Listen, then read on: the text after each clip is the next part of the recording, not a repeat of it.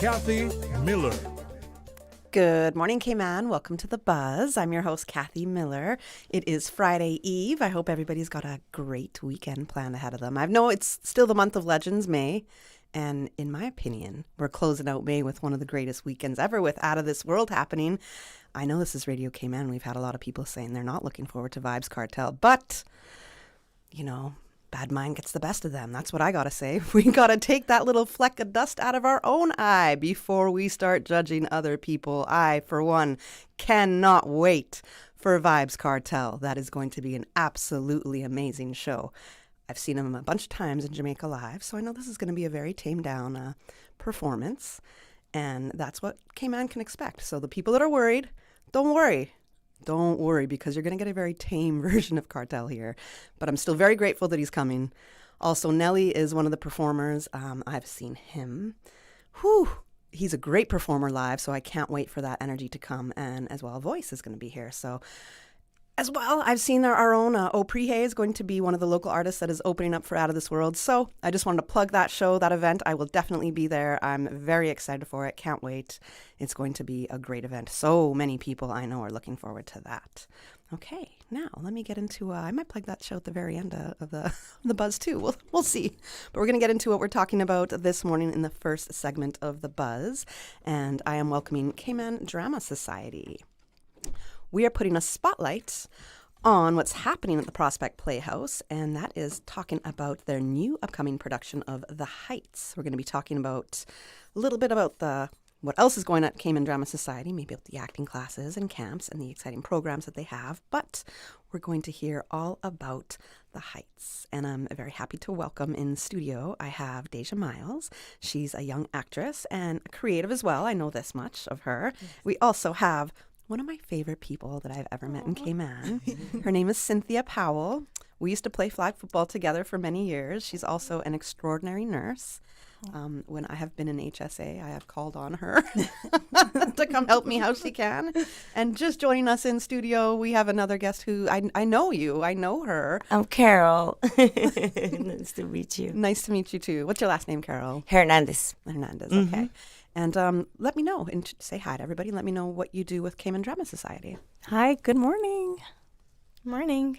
Morning. Raquel, I'm going to start with you. What do you do with Cayman Drama Society? Well, this is my first time. I just literally started. It's not only my first musical. It's the first time getting into this family of theater. Pretty exciting. A lot of new things. It scared me a lot, but at the same time, it gave me a lot of good and positive vibes that, make me get up and go do what we have to do. So very excited. Awesome.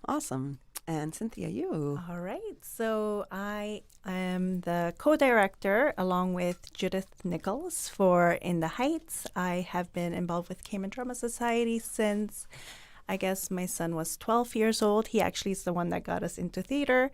I started working backstage, and then I was, asked to help out with stage managing, and then I got put on stage, and then here I am. I had no idea about this with you, and from what you've told me, there's a whole family production in this. That's a lot of your family. All of us are involved somehow. I love that. That's amazing. That's a great thing. Thanks. All right, Deja, you. Yes, so I actually play the role of Vanessa in The Heights, and for me it's been very exciting, and I'm really looking forward to it. Yes, it's been such a journey with the whole cast, and we've created such a bond together. So, yeah. All right. Yeah. All right. Well, thanks for letting us know how you're involved with this play, what it's all about. Now, let's get a bit of a summary on what The Heights is. It's my first time hearing about this production, so tell me what it's about. So In the Heights is a Tony Award winning musical. Many people are familiar with his latest works like Hamilton, which involves a more modern take to musicals, which involves hip-hop, rapping. It's a very I guess, for the younger folks, but even older folks can kind of get into it as well. So this was one of his first ones that he put out there, and it came from experiences of him growing up in New York City in a Latino neighborhood.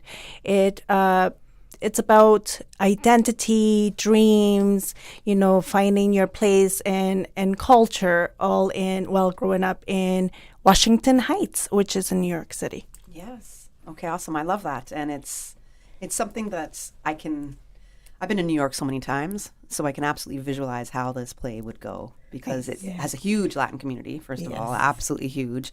And you see how these communities grow in different neighborhoods and how they kind of all interconnect. And man, you can't have New York without a Latin community by far. Yes. And all the music and the culture that they bring in, that is just a part of what New York is, for example. So that should be pretty cool. Yes. So is there a lot of dancing involved? A lot, for sure. A lot of Carol's almost like It's like, yeah. do you have a big dancing part? We were grateful. We're so grateful that we got Carla. That she built that from, I don't even know. Like, she's listened to the songs and she came in and put it all together, and we just been working as a team to get it done. There are some people that get it faster than other ones. Of course, yeah. But like, I'm one of the ones that, I struggle with, but I get there. You get there, okay. Yes. I could kind of tell when I said dancing. You were like, Yes. It's just the steps are like good, like you have to really like get into it in order to you have do the passion in motion it. and the passion and the whole thing. Yeah. And it's like very fast paced as well. Exactly. So you have to try to keep up with everybody. It's so much fun though. Like, and we have like so many different genres in the play itself. So just doing all those different dance moves. We have a little bit of salsa, hip hop, just a little bit of Caribbean flavor. I like that. So yeah, it's so much fun. Okay, good. So you got to have a little bit of rhythm, and if you don't, you're gonna learn. Yeah, a little bit for exactly. sure. Pretty much. Which you can nap and you'll grasp it. Yeah. So I love dance. It's one of my favorite things. The musical part of musicals, the singing part, is not my not my strong point whatsoever. So I admire everybody who can do musicals and who can sing and have no problem. Well, you'll be surprised because I didn't know neither, and here I am. So yeah, That's not going to convince me. I'm happy for you, though. I'm happy for you. Deja, can you tell us about your character, which you said is Vanessa? Yes, Vanessa. So she's a very ambitious, independent woman, and she has very big dreams. She sees more for her future, and she kind of like she struggles with balancing reaching those goals, and then also her relationships within the community. It's like an internal battle for her. She's trying to figure out where she belongs and how to get to those dreams. Yeah. Is she also a Latina girl? And Yes. so she's trying to get accepted in. So she's trying to move society? to the city, and because she sees more for herself out there, but it's hard for her leaving everything behind. But this is what she's always wanted for herself. So yeah. I think a lot of us are. I know I can relate to that. Yes, I think everybody can relate to that, or I know did at one Cynthia can point, relate yeah. to that a little. Yes. Yeah. Sometimes you see something ahead of you and you got to leave, and it can be a really big challenge, and you never know what lies ahead and how to shape your life around it. It's one of the hardest things you'll ever do. Yeah. For sure. Sure. Mm-hmm. Carol, what about you? You have a character in the play? I do. Her name is Daniela. She's the owner of a beauty salon, which I kind of represent that awesome part of, people that are going through the struggle of paying rent and not being able to do it, and maybe they have to move their business somewhere else, and that type of struggle. That's what we represent. Well, we do some gossip and we have some fun in the middle, but yeah, it's a very fun, outrageous character. She loves colors and talk and be loud and just like you represent that Latino part that we all have a little bit inside of us. But that is also so strong in the Latino community as well. So especially with the women with the beauty shops, and then men in general with their barbershops. So they have their barbershop talk. We know about this. Exactly. The women have their salon talk. We all so many things happen there. People have no idea. Yes. I think you're almost therapists. Exactly. In your role. Okay. All right. So this show, why did we select The Heights as a production for Cayman Drama Society? All right. So Judith Nichols was the main director, or is the main director, and she chose it because she wanted more representation, more plays about, community and, we do have a Latino community here in Cayman, and a lot of the Cayman roots has, some Latino in there as well. Absolutely. So we thought, okay, this is a good representation. And then she approached me in helping to co-direct, which was nice because I was like, okay, I got some experience. I have some El Salvador roots. So, and we went from there. Yeah. Okay. So were you able to bring any of your El Salvadorian roots into this play at all? Well, yes. Funny enough, I took a trip with my husband for the first time because I hadn't been there since I was a baby. So I was re-exploring my roots and bringing what I learned and experienced into this play. play. Yeah. I saw some of the pictures from that trip, which I loved. That was very I love your marriage. It's just you guys are great. It's awesome. Such a strong, great family. I love it. It's a very good example. And the fact that so much of your family is involved in this play is pretty cool. So, so the characters and roles, we know about Vanessa and we know about Daniela, but can you tell us anything else about the main characters in this? Yeah, so we have the main character, Usnavi. You want to take it away, Deja? Well, Usnavi is a young bodega owner, and he a bodega is like a corner shop for anybody who might not know. Kathy knows. Yes. Yeah, and he is just trying to make ends meet, and he has his little cousin that he runs the bodega shop with. And his dream is to move back home, Dominican Republic. To DR. And somebody's love interest. Yeah, he is Vanessa's love interest.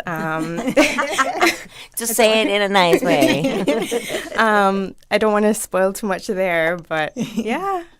Yeah. Okay, and Vanessa's trying to move to the city, and she's like, yes, the love interest so will not move we back to DR. have different goals, and Exactly. that causes a little bit of conflict. Yeah.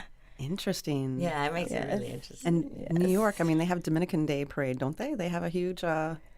I believe they do. They Yeah, have Puerto Rican Day Parade, and I think they have a Dominican one community is too. big there as well. Yeah. Yeah.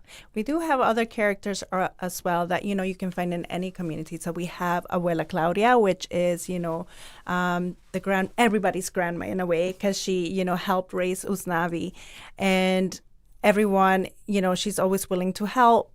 We also have characters such as Benny, who is not a Latino character, but he works for the dispatch for the Rosarios, which are Nina, which is another main character who has just come back from school. This is Nina now. And, the struggles of, going way to school and the different culture that's involved with it, and the struggles with paying tuition, which I know a lot of our Cayman students can relate to that. And Benny, the dispatch worker, he has his dream of owning his own dispatch as well and being accepted as well with Nina's love interest. But yeah, we have some very interesting characters. I love it. And a lot of it just seems a little familiar. Like I'm going to know some of the story and be able to relate to it. Yeah. Everybody who goes will definitely relate in some way, for sure. Excellent. Let's take a quick commercial break right now. And when we get back, we'll get into more details about the upcoming production with Cayman Drama Society, The Heights. I'm Michael Webster. And I'm Denise Brown of Cayman Insurance Center. Family is not the most important thing, it's everything. We have worked with the community and their families on protecting themselves for the future, Whether it's providing top-rated life insurance, or protecting your family's household investment. from our family to yours, we understand and we care. I'm Denise Brown. Call me at 814-7229. And I'm Michael Webster at 925-5433. We are Cayman Insurance Center. Specializing in property, life, and other lines of insurance products and services at an affordable rate. We are Michael and Denise at Cayman Insurance Center. Call today. Looking for fresh, healthy food that's full of flavor? Then you've got to visit Kirk Market. Our dishes are made with fresh, high-quality ingredients. Enjoy vibrant mixed greens or satisfying pasta salads. Or try one of our delicious grill options like blackened chicken, spicy beef steak, or grilled salmon. Looking for something light and flavorful? We've got sushi rolls and poke bowls prepared daily. And don't forget to explore a hot bar or Billy Fresh salad at the salad bar. Stop by Kirk Market today for breakfast, lunch, or dinner and taste the difference. Eat well, live well with Kirk Market.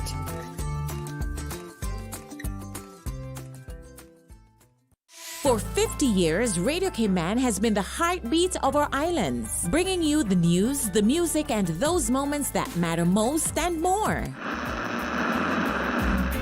From the vinyl days to the digital ways. And now, it's time to celebrate you. This Thursday and Friday, we're giving away exciting prizes on air as we continue to mark 50 years strong. Tune in, listen out for your cue, and you could be walking away with something special just for being a part of our journey. Thank you, Cayman Islands, for 50 incredible years. Radio Cayman, yesterday, today, and the next 50. The Buzz with your host, Kathy Miller.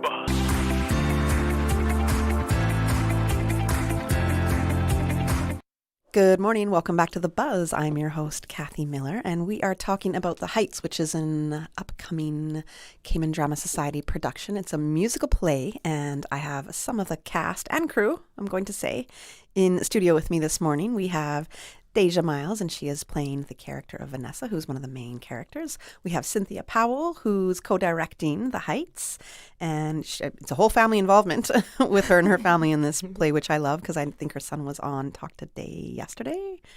And we also have Carol, I forgot your last name. Hernandez. Carol Hernandez, who plays Daniela, who's a beauty salon owner. Yes. So we got to know a little bit about some of the characters and the summary of this play. Let's talk about the dates, the opening dates, the tickets, that kind of information for people. Okay, so opening night is tonight. So we actually are running the show for 3 weeks. So it's every Thursday, Friday, Saturday at 7:30 p.m. And then we have a matinee at 3 p.m. on Sunday. And it runs for 3 weeks only. You can get your tickets at the door, but if the show is sold out, you might miss out. So you can also get the tickets online, which is probably the best option. It's www.cds.ky. Okay, great. How much do the tickets start at, do you know? I believe they're $32 and students are $20. Okay, so that works. That's not bad at all. And how long does the play run? It runs for 3 weeks only. Oh, sorry. I mean the time? Yeah, the time frame? Okay, so from 7:30 to 10 p.m. 7:30 to 10 p.m. Yes. Okay, so that's pretty good. That's a pretty good time. I'm assuming there's going to be some sort of an intermission, a little break in there. Yeah. There's definitely going to be an intermission. Chances, help you stretch your legs, get a margarita that Casa 43 is sponsoring as well. Oh, nice. Their mix, yeah. So, I mean. That's pretty cool. Yeah, right? I like that. I think that's a great thing. Okay, there was another question related to the play and time that I have in my head that has just escaped me and why. But anyway, it happens and it'll come back to me a little bit later. So I want to talk about rehearsal, something that I'm not very disciplined in, but it takes a lot, right? So this production is running for 3 weeks, and it's Thursday, Friday, Saturday, and matinees on Sunday. Yes. So there's taking a lot of your personal time, but you know that you have dedicated the time to do this. But then there's also the rehearsal, which it can be months of rehearsal time. So how long have you been rehearsing for this production?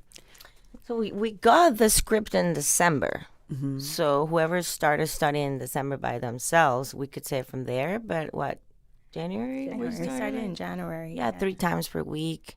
It goes from 4 to 5 hours. Wow, 3 times per week. Yeah. Wow. I love the way Carol just said it. She's like, yeah, it just goes 4 to 5 hours. And this being your first time you're doing a play. Yeah. It's been, like I said, it's so much going on that you want to get it right. So the time and that we have spent is more like it's an investment because we want it to work. So you do feel it, but not as badly as people could think. But yeah. Yeah, I did a rundown many moons ago. Love it. And understand how, the rehearsal process was a lot. Yes, That's why I say I'm not very disciplined at the rehearsal process. I'll show up for the show. It's so nice, though. I don't know if this is a specific play, but everyone is so nice. Yes, we haven't never got into a fight or anything. At least that I don't know. You can gossip me after this. But we enjoy it. I had a great time. That's good. It's a family. We're all close together, and spending so much time in rehearsals together, I guess it helps. And some of the cast would go to karaoke afterwards for more like of a bonding experience.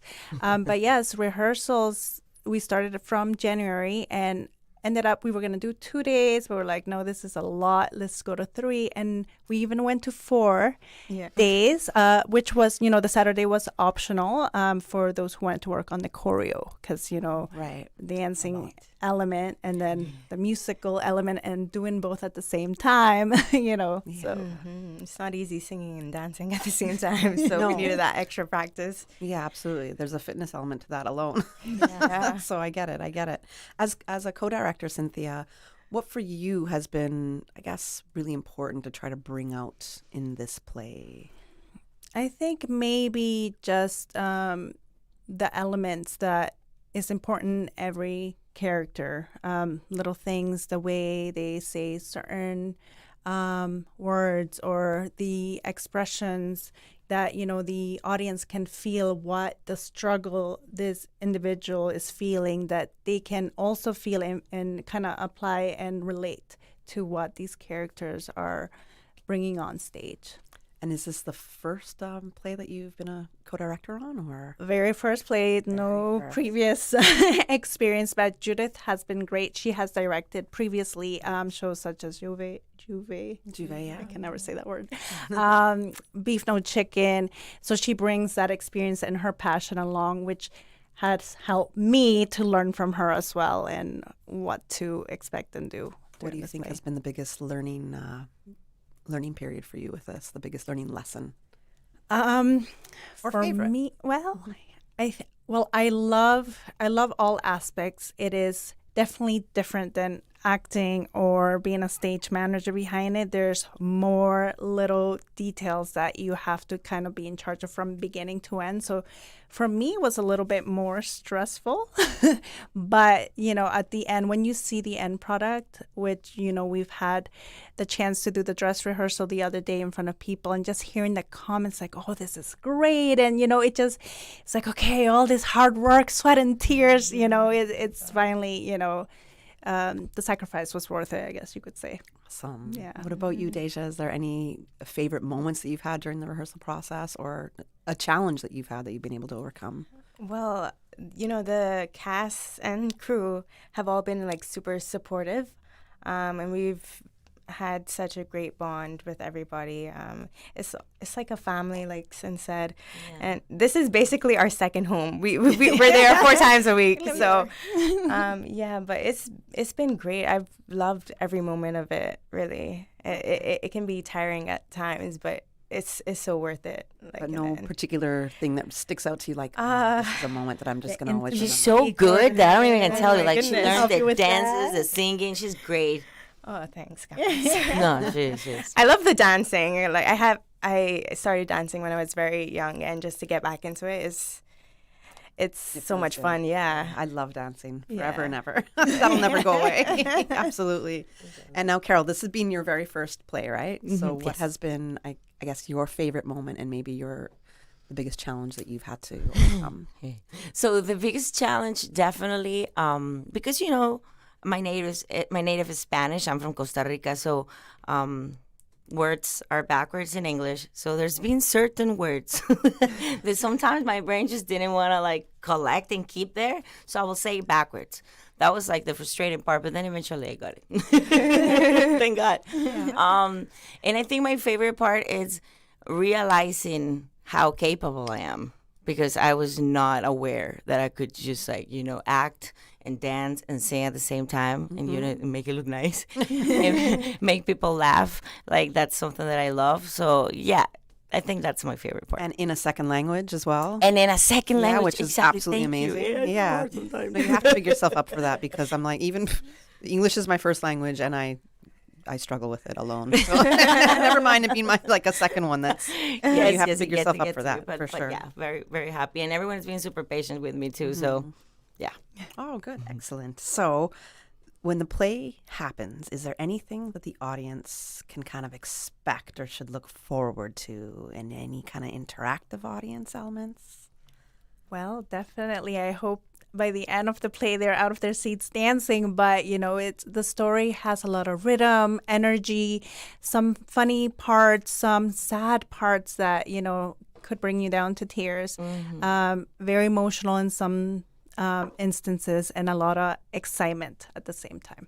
Okay. Yeah. Okay. I Like a roller coaster of emotions. Yes. I like that. What do you think the community will get if they come out and experience this play? What do you want them to walk away with?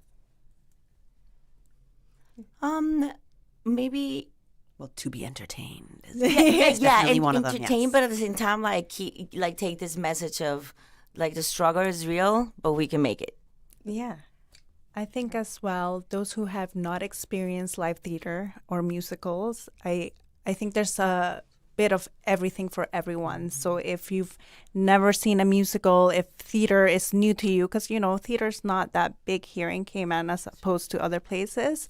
I was like that. I had no clue about theater, and then when my son invited me, and I learned all about theater life, I'm hooked. So I'm pretty sure there's people out there who would really love and enjoy as much as I do. Okay. Yeah, for sure. I agree with everything they said. It's definitely a show for everyone. There's different elements. You'll want to get up and dance, or you might really connect with a character and relate to any one of the characters in some way. I think anybody who comes to watch it will definitely not be disappointed, for sure. All right. Well, we know that tickets are available at cds.ky or Yes. cds.ky. Yes. And it's, I think, 32, you said, Cynthia, Yes. for adults. Yes. Maybe around 20 for students. Yes. Opening night is tonight. Nice. Yes, tonight. So come on down. That's Prospect Playhouse. That's almost a bit of an alliteration right there. Prospect Playhouse for And me. I think it's already sold out until June 9th. Oh, wow. I think so, yeah. Because I was trying to get a ticket and it didn't let me, so No, hurry. I don't think so. No. Yes, hurry up. Well, if so, that's a great thing. That's a great I don't thing. think so, but you can definitely check the website, and it'll tell you the dates and how many seats are remaining, so that can help as well. Okay. Yes. Okay. Well, you never know, Carol. You might be on it. Yeah. So which means I got to get on it. Securing my ticket then. That's for sure. If you could give one kind of word of one thing of inspiration to anybody who would like to join theater or is interested, has a curiosity, especially you, Carol, it being your first time. Cynthia, this is your first time co-directing. Deja, you've been doing this for a long time. What would you say to people to encourage them? I think you should do it. Just go and see. You won't lose anything besides meeting new people and getting all of these new feelings and experiences. And if you like it, well, there you go. You can keep on doing it, and help the community. And if you don't, at least you go away with that amazing experience. Okay. Awesome. I would say there's a lot of ways you can get involved. We're always looking for volunteers. There's front of house and bar, which I also help to manage. We're always looking for new, fresh volunteers. And a lot of them have fun and return over and over again, which is great to see. We are also looking for, not necessarily if being in front of an audience is not your thing. We're also looking always for backstage help. If you want to learn about sound or lights, we can train, and if it's something that you want to continue doing, there's always something that you can do. If you have skills in building sets, or you like to paint, again, we're always welcoming anybody that wants to help. Come on, join us. All right. Any words from you, Deja? Yes, it's definitely an experience for sure. If you want to get involved, I say just go for it. Even if you're a little hesitant, just try it out, and who knows, you might end up loving it. And you're definitely going to create a bond with some of the other people involved. And yeah, it's such a fun time. It like, is. Why not? You have nothing to lose. It is. Stage is an exciting thing. Absolutely. So the Heights, we're kicking off tonight. It is opening night tonight at Prospect Playhouse. It's running for 3 weeks. Get your tickets while you can at cds.ky. Thank you, ladies, for joining me this morning. We got to go to the 8 a.m. news. And then I'm very excited to talk about, well, I'm going to save it for my next segment, but hang out with me at 8:15 because I can't wait for this interview as well. Since 1976. Covering Grand Cayman, no Cayman, Cayman right. One small step for man, one giant leap for mankind. Radio Cayman in the Cayman Islands. For today's biggest news. Radio Cayman, the voice of the Cayman Islands.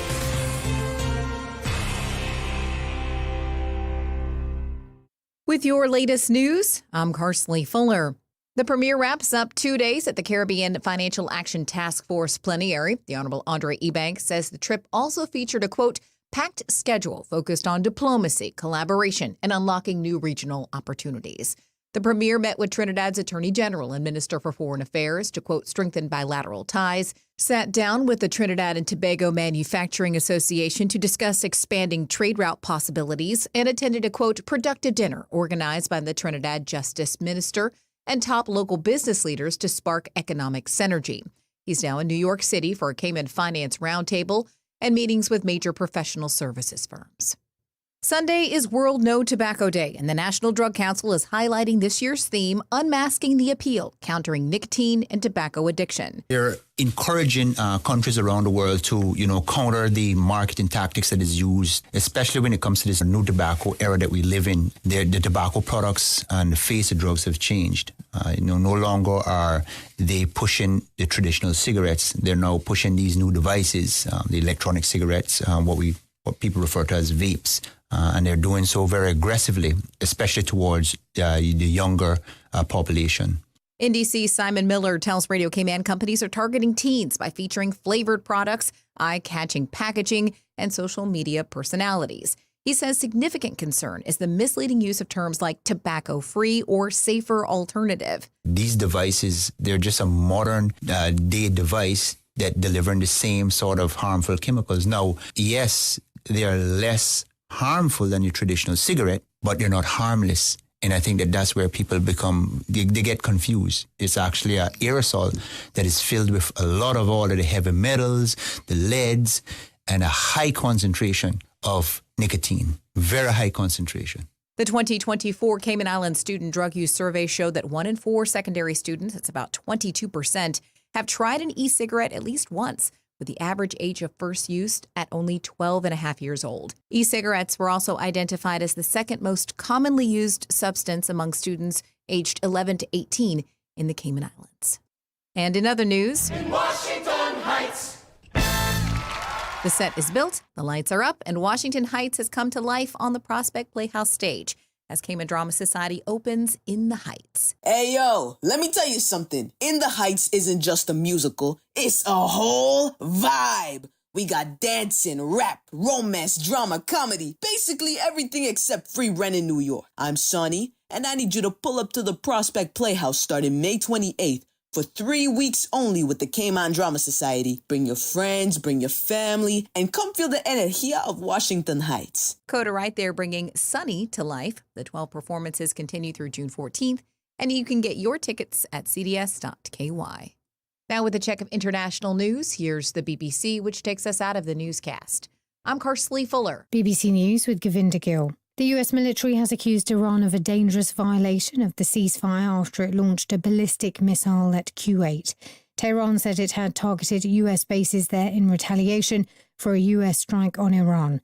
The projectile was shot down by Kuwait. Israel says it carried out a strike in Beirut as it continues its offensive against Hezbollah. Video showed smoke over the southern suburbs of the Lebanese capital. Distraught parents have gathered at a girls' boarding school in Kenya, where 16 children died after a fire broke out in a dormitory.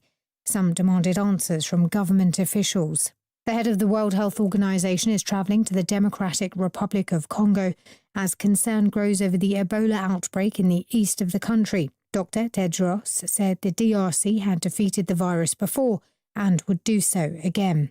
Italy has declared a red heatwave alert for the cities of Rome, Bologna, Florence and Turin. It's the latest country in the Western Europe to caution against unseasonal high temperatures. Italian police say they've seized more than $230 million worth of assets that belonged to a late Sicilian mafia boss.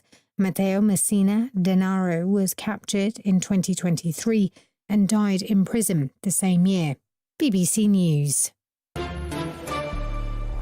Stay in touch with Radio Cayman with the latest up-to-date, accurate news and information. For your convenience, the headline news will be repeated on our sister station, Breeze 105.3 FM, weekdays at 8:30 a.m. Follow Radio Cayman on social media, Facebook, Instagram, Twitter, or download the Radio Cayman app in the App Store or log on to www.radiocayman.gov.ky and stay connected to what's happening in the community. Radio Cayman, your voice, your choice, your radio.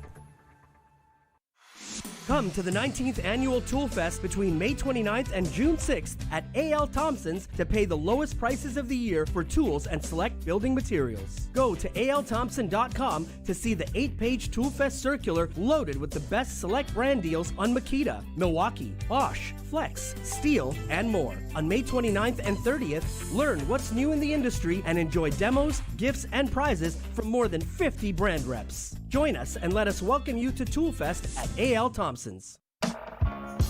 Are you ready for hurricane season? Maybe it's time to invest in your own RAM water tank. RAM water tanks boast superior strength, made to withstand harsh conditions and impact resistance. Mobile truck tanks, 225 gallons in white, green, and blue, and 600-gallon water tanks. Buy two, get the third 50% off. Order your RAM water tank today. Call 925-3822. RAM water tanks, built to last a lifetime. On sale now until June 30th or while supplies last.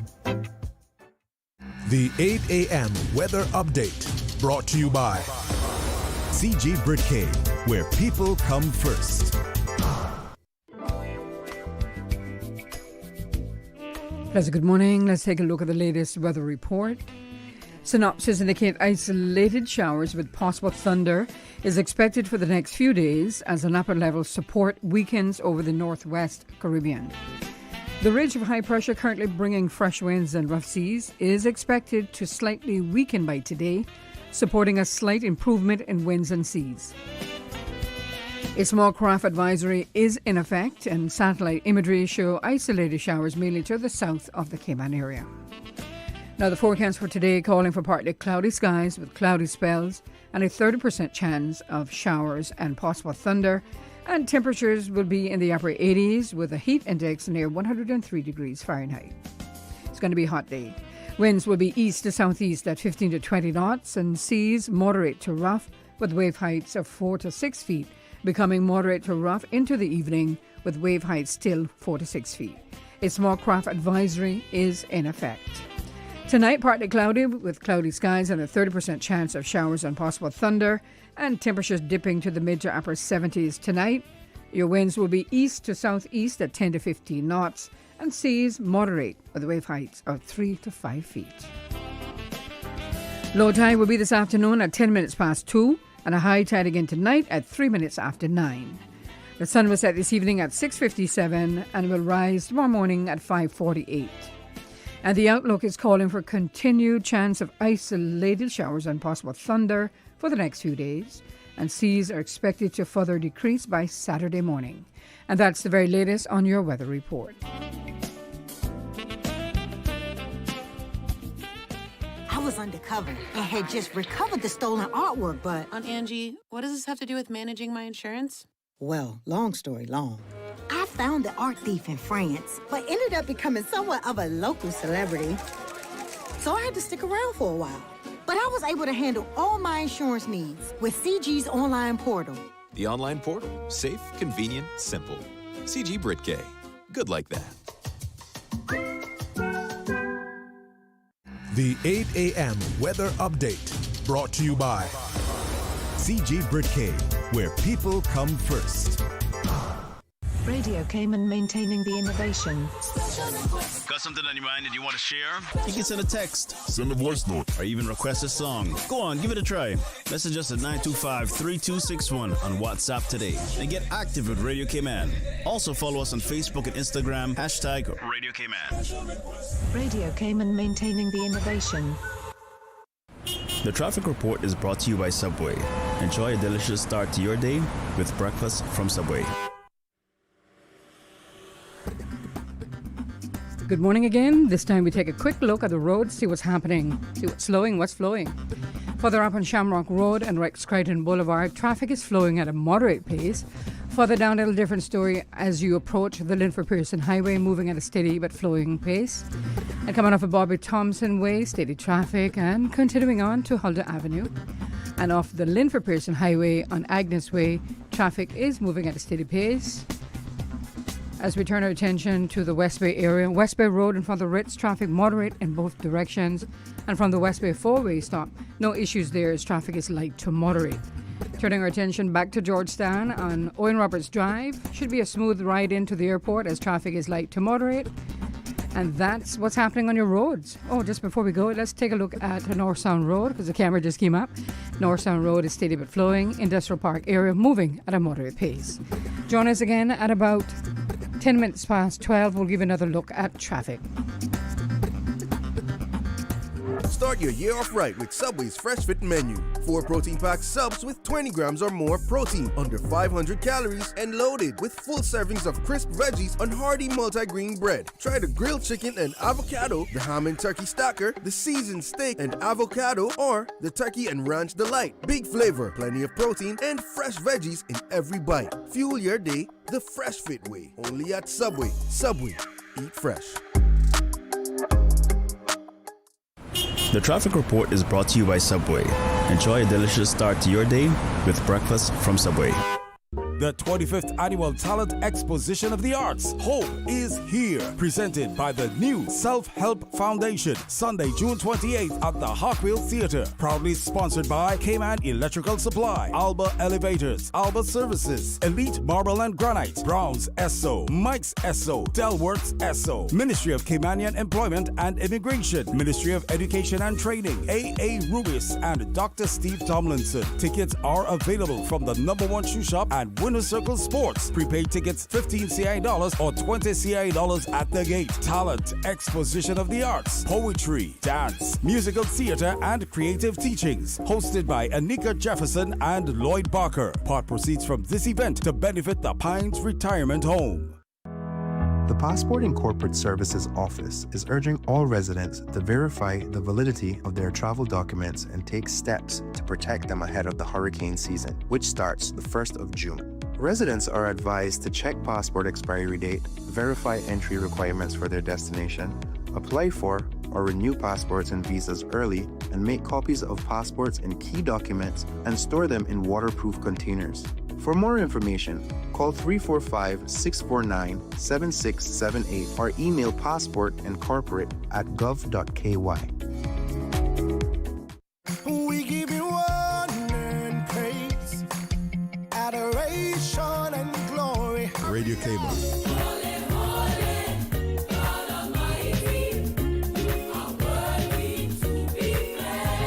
Praise time. Praise him, praise him. Come and let's praise the Lord. Come and let's praise the Lord.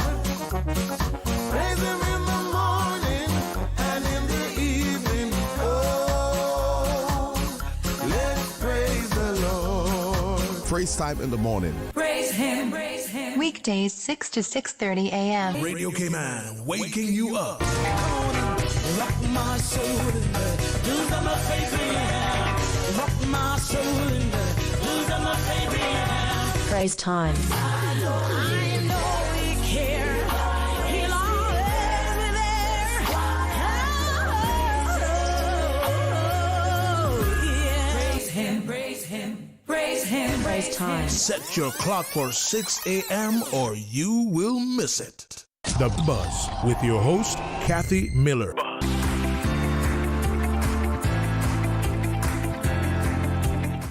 Good morning. Welcome back to The Buzz. I'm your host, Kathy Miller. If you are just joining us, welcome to the show.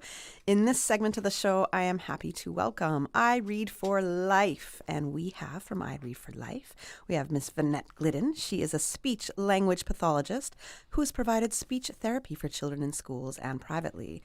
She has also served as principal of the Lighthouse. During the recent celebration of the Lighthouse School's 50th anniversary, she was among those former principals awarded as a legacy builder of the Lighthouse School. Last year, she made her second presentation at the World Literacy Summit at the University of Oxford, which, by the way, I did see pictures of that from your daughter, Chanda, who's a friend. Maybe from your husband, Charles, who people know as our Talk Today host as well. They know him as more than that for sure. But that was a nice little introduction for you, Miss Vinnette. I like it. Congratulations on being awarded as a legacy builder as well. Yeah. Yes, being a legacy builder is probably one of my aim and objectives. Only recently, though, I was doing this, not knowing I was doing it. You know, being young, you do things that you enjoy doing. Yep.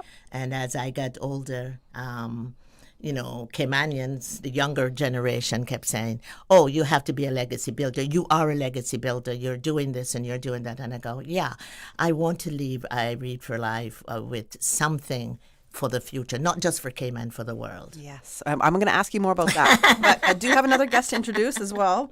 So let me introduce Janine Moss. She's a reading facilitator at the IRead for Life Center. She has taught English at the private schools in Cayman before coming to IRead for Life. So good morning to you as well, Janine. Good morning, Kathy. Happy to be here. I'm happy to have you. I'm happy to have you both because it's going to be it's going to be an interesting discussion for sure. Because what did you say to me? I don't ask questions. I answer them. That's what you said. I was like, hey, yes, ma'am. Right away. I do have reason to talk. You know, I have permission to talk. I'm a speech and language pathologist. Yes. So I have reason to talk. My past principal, when I was a child, told my mom, if she could only stop talking in class, she would do well. And I said, I wish I see him now. Oh, my goodness. I could surely said, look, my talking paid off. But you couldn't, I have you couldn't do a talk show. You said, I could never do this. No, I can't ask questions. I just answer them. You turned your talking into a career. That's right. There you go. So am I a little bit. But I was definitely a talker. So there you are. Yes, I think this is why I'm in alignment with you a little bit as well. But as we mentioned, as I opened and I gave a little bit about you and that you were awarded as a legacy builder, and you said, yes, that's exactly, I want to be known for leaving a legacy. What does legacy mean to you? Leaving something that, most people when we die, we are given whether a salute, a goodbye, and we talk of all the wonderful things that they've done. I'm not really the wonderful things that I've done, but I would like to leave something for children. Reading, I have a passion for. I maybe have a passion for a couple of things. Okay. Design is one of them. Interior home design is one of them. I know this. You're also now a poet. Yes, I do. It's a good thing I'm a master of one, because they always say you're good at everything, but jack of all trades. Yeah. Yes, but I thought that something, having a reading from a child, learning, seeing how my dad couldn't read. He was he died at 100 years, always with a book in his hand. He wanted to read. Part of the not reading, I would contribute to probably falling from a horse once and, being unconscious, head injury for a period of time. We went home, and instead of going to the hospital back in those days, that's 130 years ago. Yeah. Tell you how old I am. Anyway, Dad, he could read, but not as good as he wanted to read. My mom was a good reader. I mean, she read every single place that she could, sit down and hold a book in her hand. And she read stories to us. And so that we didn't really, we knew Dad struggled, but he would rehearse his sermons because he preached a lot, and he would rehearse his sermons. So I have a little passion there about reading, and dyslexia sort of run in the family now that I'm old enough to identify it and diagnose it. I can say that I learned to read. I wanted to read. My sister was better than me. I was pretty bright. Again, dyslexic. Let me just define that because a lot of people run around talking about being dyslexic. And it has nothing to do with intelligence. Most dyslexic children are sensitive and very intelligent. But they see things differently. They process a little different, coming up with the same answers, but differently. Okay? Just a different way of getting there. A different way of getting there. So my brother, I would say, and I might say I have a touch of it myself, and I have this passion. I wanted to read, and I wondered how could you sound out words? How do you look in the dictionary and figure out a word? And I'd walk to school trying to figure out words. And that's my most memorable moment. The dictionary opened, want to learn big words like my sister. But I didn't know how to do it. Not until I got to Florida State University as a speech and language pathologist. Did you enjoy reading as a young child? No. No. No, because I wanted to. But that is the problem with children who can't read. It's that you know, especially if you're intelligent, and I consider myself a very bright child, skipped several grades in school. Wow. But I had teachers who would mark one teacher who marked my paper up in all red ink, and it felt so bad. You know, I felt embarrassed. I learned the word atrocious. At about 7.5 years old, because I went through several classes and got into this class. And Miss Mary Stewart, she said to me, Vinnette, your spelling is atrocious. And look at my paper. It was all red. But, you know, that could discourage a child. Absolutely. But I didn't get discouraged. All it did was motivated me. Like, hey, I'm going to prove this wrong. Were you skipping grades before then or after? Yes. Before then. Wow. So your reading might have been atrocious or writing or per se, but you were very intelligent still. Yes, that's why It kills me that she would have said that to you. Yeah, but it's not, you know, I mean, I competed with our kids in school. I'm right there at first, second, and third. Well, but my spelling, that's why I want parents to know out there.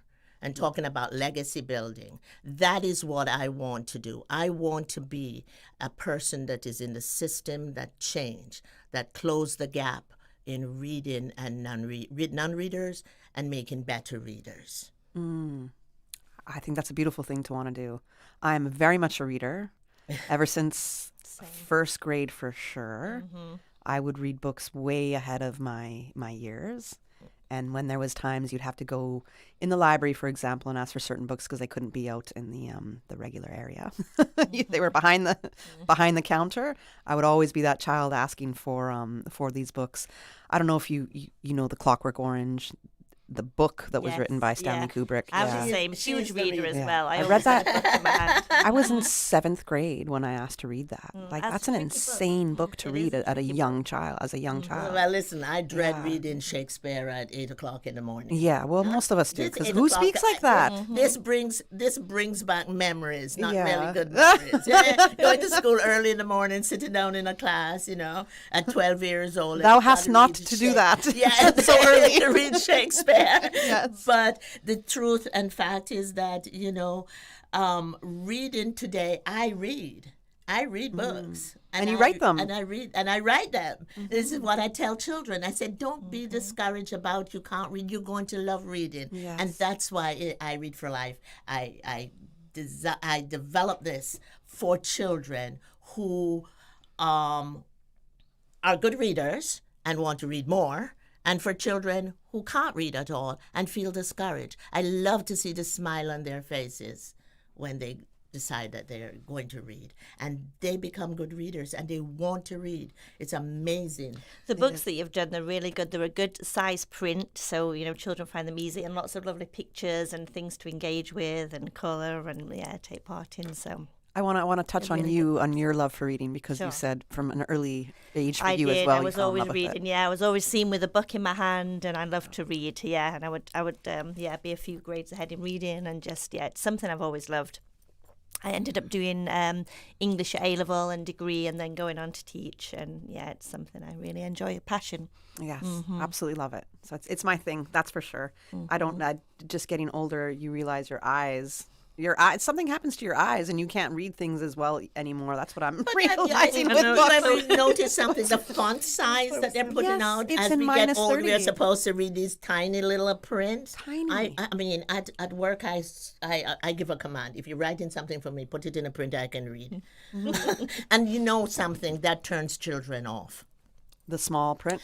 Small print. It turns me off too. Most small things do, but most of the books that I have, I go for bigger print, and I find that children will read if you're given a bigger print. I have a little boy, and I have this book, classic story, and he would never have read that book had it been a big, small print. Children think that when you give them a big print, it's easy. It's the same words that they blow up in big print to give to a small child.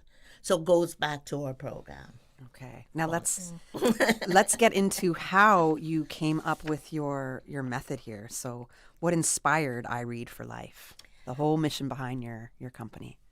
Well, the fact that I gave a part of that, what inspired me from a child, being able to read, seeing my dad struggle to read, and having myself not spelling the way I thought I should spell. Because, I wanted to be first all the way. Okay. Yeah. Number 1, 2, 3, 4, and 5. Yes. Not just first. All the places. So that competitive mind of mine wanted to build, to write. And let me give some credit to my children. I would go to work and I'd come home and tell stories about, great day. This kid is reading. I did this and I did that. And yes, they are always by my side. They're always with me through school, all right? If they went away to school and they came back, the older one would go with me to work. I had my kids with me all the time, and I work with their children. And they say to me, Mom, you can't die and leave all that you have in mind or that you're doing without writing books. And I go, writing this down, this is going to be a long haul. I don't know if I can do that. Mom, you've got to put it on paper. We cannot put it on paper for you. You've got to do it. So there's my inspiration. Both my dad not being able to read, my own struggles, and my children forcing me to, encouraging me, hey, put it on paper. So I started putting it. Little did I know it would take me all the way to now and still writing. That's beautiful. That's a great thing. So Charles was no inspiration at all. Hey, the husband. Oh yes, no. Let me clarify Superb that editor. right now. He is the most fantastic editor that I know. In addition to his drama on TV, doing drama, plays and stuff, and a broadcaster, he is a great editor. And yes, reads and self-taught himself the computer, that even my team at work who knows so much about computer will go to him to ask him, how do we do this? This man is good. Awesome. There we go. We gave and Charles without his him, well. I would never get these books all done. Oh, awesome. I love that. I can say that your daughter, Chanda, who's a friend of mine, you know that she's a friend of mine, has also given you great praise. Just in it, not even in this conversation, my mom's going to come on your show. It wasn't even about that. It was earlier in a conversation. She just randomly brought up how incredibly proud she is of you and what you've been able to. She can't, she can't believe what Gonna make you me do. turn around pink? Yeah. Well, it's going to make me cry too for whatever reason, so don't worry, but we'll get away from that. But it is nice to have that support of your family, and for your family and the loved ones and those around you to know what your strengths are and what you can do. Sometimes you don't always see it. So when other people are saying, no, this is something that you got to do. We can't do it for you. And they visualize yourself there, then you can start to see yourself there, and then you do it. And look what you've done. So I think you've accomplished a lot. Yes, I'm quite happy with the journey, and I'm quite happy with what I have done. And I would like to finish quite a bit more. I have written a reading book, and it came about. It says stories and more, and this is really designed for parents. Inside the Stories for More, it tells all the stories, and this came out in West Bay School. Okay, I was doing speech, and the teachers would say to me, "This one needs you, Mrs. Glidden," and I go, "Really should go to the reading class, reading teacher," and I said, "Oh, well, why not? But we think he or she needs you, and I go, okay."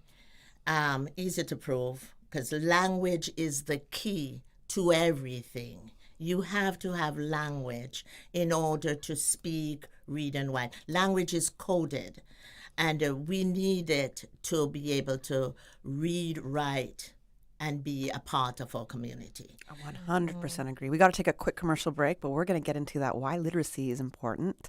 I want to know all about the grassroots phonics and grammar method. And we're going to get into those details right after the break. CUC advisory. Customers are advised of a scheduled outage on Sunday, May 31st between 9 a.m. and 1 p.m. for all of Canal Point Drive off West Bay Road and the Esterly Tibbetts Highway. For more information, please contact CUC's customer service team at 949-5200, email service@cuc.ky, or visit their website at www.cuc-cayman.com. Cayman Art Week is back and bigger than ever, with art on show at over 50 venues across all 3 islands from Tuesday the 26th to Sunday the 31st of May. From one-off pop-ups and creative collaborations to open studios and late-night gallery hours, all events are free and there's art on sale for every budget. Join a guided bus tour or visit at your own pace. You'll find everything you need to know at CaymanArtWeek.com. The 7:20 a.m. Weather Report, Monday through Friday, is brought to you by Credit Union. On the road to 50 years of serving our members. Visit creditunion.ky to join today. The Buzz with your host, Kathy Miller.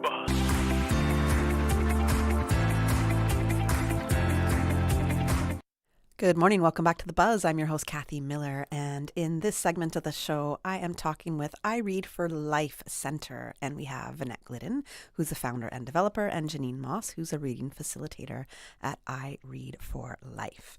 We got into a little bit of an introduction of who Miss Vinnette is, and Janine as well, and got to understand their non-love and then love as well for reading and literacy. And that's what I want to talk about now, is just why is literacy so important, one, and then I want to get into your grassroots phonics and grammar method. So why is literacy important? Why does it really matter? Yeah, well, we were saying kind of a little bit just before the break, but literacy encompasses everything. It's so important in whatever you do in life. It's pretty hard to get by without being able to read and speak. So it's very ingrained in the community, in our culture, in our life, and it's just very important that it's something that students learn to do and learn to be good at and confident with. Because any of the other subjects in school, if you don't have the literacy abilities and you can't read, you can't decode, then it will affect everything. Yes. Mm-hmm. Do you see a shift? I feel like I'm seeing a shift. Do you see a shift right now, especially because we're using our computers so much? We're relying on a lot of things to do our work. The cognitive development maybe is and children's concentration levels, it's very much, like a 2-minute or even a 30-second YouTube video or a quick computer game. And so it's kind of losing that skill to just take your time and open a book and use your imagination and read. So it's something we kind of promote as much as we can, to read with parents. And I think that this program is unique in its way. There's a big shift towards screen for everything. We'll send home homework, it's on screen. Children don't carry books home like they used to. Yes, there are a couple of schools that will send reading books home where you have to read a certain amount, and mom and dad has to write in the book that the child has done well, read well for me, or a comment on the reading with the child. That is very important. But these books are designed, and I would say writing is still a thing. Okay, we tend to want to let AI write for you. We want to make AI, and the teachers are having a hard time with the computers, the phones. I wish parents would not give children phones. If something happened to your kid at school, the teacher is going to call you. So why do children have to carry phones to school? Why do they have to have it in their bag? At the center, no phones. Leave your phones. If your mom wants you, she'll call all us and say, well, can the child leave early? If something happens to you, I'm going to call your parents. So no phones. We designed the book for writing. I found that children can't write anymore. They rely so much on being told what to do. They have no critical thinking. It's on a low, because they're waiting. You're reading with a child or working with a child, and they'll drop a pencil on the floor, and some of them is waiting for you to pick it up off the floor for them. They don't want to read. I would say that I'm a non-reader, but that's not true today. I write books, I read books, I read stories to the kids every day. You wanted to be a good something reader. I wanted. Yeah. See, there is a part of early years when I would not read aloud because I was afraid to read aloud, afraid that I was not going to pronounce the word appropriately or correctly. So I would avoid reading aloud. I still avoid somebody handing me something and asking me to read it. Not that I can't. I don't like it. I'd rather read it over first. And with some of our students that come in, you can see that kind of almost that fear or that worry about not wanting to read because they've not been able to read really well. So you kind of get that kind of anger or that anxiety and not wanting to. And then the transition you see is lovely in them. I've seen a student recently who's come in unable to write her last name, unable to read much, and within a few months she's gone up a few reading grades and she's just kind of really grown and loves to read and now says, don't tell me, I've got it, I can do it. And that transition is so inspiring to see. It's lovely to see, yeah. Yes, when they say, don't tell me. And I go, great, I'm not going to tell you. Go ahead. Do it. and you praise them afterwards. This is awesome, You give a little try because, you don't, again, we will subtly get in there and help a little because you're writing on the brain. If a child makes mistakes and you just push it aside and you wait for tomorrow to correct it, and another day after, 2 days later to correct it, you haven't made the impact that you need to. Right, because you're forgetting. Right. When a child makes a mistake, correct it right away. And that is what this hands-on reading books, reading material at the center does for you. It covers everything that the school. It's just logical. It's, I would say, synthetic analytical approach, a method in which phonics is being taught. A little different from all other reading programs. So how does your reading program work, and what do we mean with how phonics is being taught? Well, instead of piecemeal, we don't do it piecemeal. We don't say, okay, which is mostly what all phonics programs out in the system does right now. Because there's an old notion that you cannot give children all the sounds from early. We must teach them A, B, C, D first. They've been making sounds since they came out the womb. Exactly. And you do not hide them when you go take them to church. And Christian folks out there, pardon me. But you too take your kids to church and they sit down. And you say, be quiet and listen. Okay? Think about that. We're talking about children not listening in school. They're ADD, they're no attention. We didn't have that in the old days. Parents tell you, sit down. I don't care how ADD you are, and I know I am. I have 100 things going on in my brain. It's the Paris intersection, you know. I've never heard it described like that before, but okay, I love it. And, you know, but the child sits and listen. They don't understand what the preacher is saying all the time. They're 2 years old. They're young, but they listen. And you have that control. Now, you also say when the child is born, Our Father prayer, right? You don't ask if they're going to remember it. You just repeat it and repeat it and repeat it every day. So that is exactly what this program is built on. Repetition, repetition, repetition. We provide all the letter symbols. We break them down in a picture frame. And this picture frame is a method in which it sort of fools the brain that you're looking at a picture, just like you look at a picture of a dog or a cat. But it is organized in such a way that you learn the letter symbols, and you also learn the sounds that is associated with those letter symbols 80% of the time. Because there are going to be some words that have letter symbols in it that are breaking the rule, that are rule governed, or they're coming from a different language, like, you know, like the word friend. The word friend is not spelled the same way. With you sound it out, you're going to get a E instead of a IE that is going to be a I sound. Yeah. Right? So you have to bring that to the child's attention, and we have a system in which we identify these words that are breaking the rule. Okay. Teachers call them tricky words, Yes. right? And these tricky words are what we're talking about. And we draw the attention to what is different. Simple word was. Okay. Was break the rule. You hear was, but it's not the sound of WAS. That would be was. Was. And A, by the way, A, we have always thought that A only make one sound. A make like 4 different sounds. Right. That's true. That's true. How do you differentiate which sound? Yeah, well, which sound that's what our program Lots of does. We sit down and break that down for the child.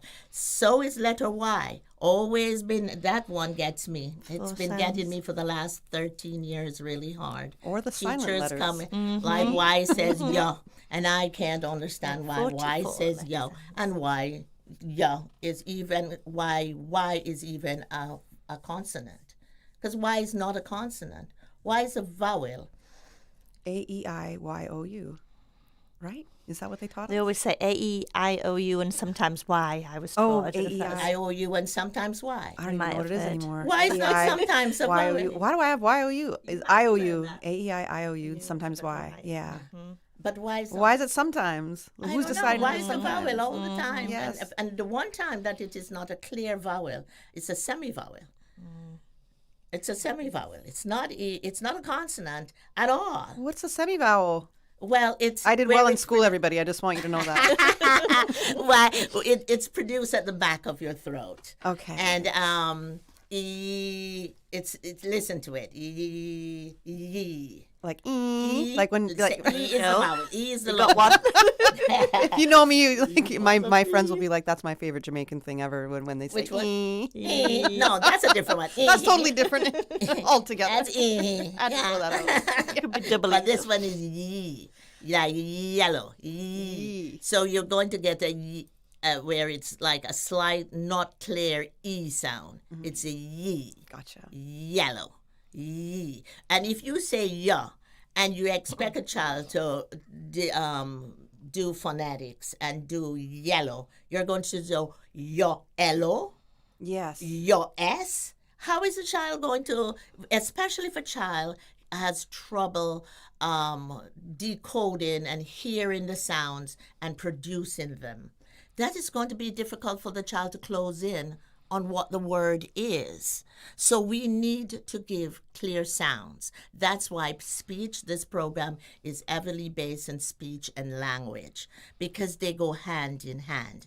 And my adding writing to it only helps the child to write that on the brain, hear that sound, being able to decode it and encode it. Okay.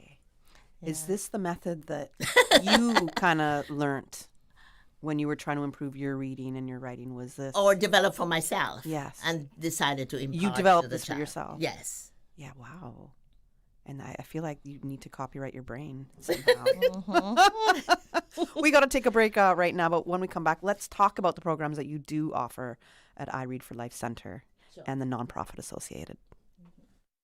I'm Michael Webster. And I'm Denise Brown of Cayman Insurance Center. Family is not the most important thing, it's everything. We have worked with the community and their families on protecting themselves for the future. Whether it's providing top-rated life insurance or protecting your family's household investment. From our family to yours, we understand and we care. I'm Denise Brown. Call me at 814-7229. And I'm Michael Webster at 925-5433. We are Cayman Insurance Center, specializing in property, life, and other lines of insurance products and services at an affordable rate. We are Michael and Denise at Cayman Insurance Center. Call today. Looking for fresh, healthy food that's full of flavor? Then you've got to visit Kirk Market. Our dishes are made with fresh, high-quality ingredients. Enjoy vibrant mixed greens or satisfying pasta salads. Or try one of our delicious grill options like blackened chicken, spicy beef steak, or grilled salmon. Looking for something light and flavorful? We've got sushi rolls and poke bowls prepared daily. And don't forget to explore a hot bar or Billy Fresh salad at the salad bar. Stop by Kirk Market today for breakfast, lunch, or dinner and taste the difference. Eat well, live well with Kirk Market.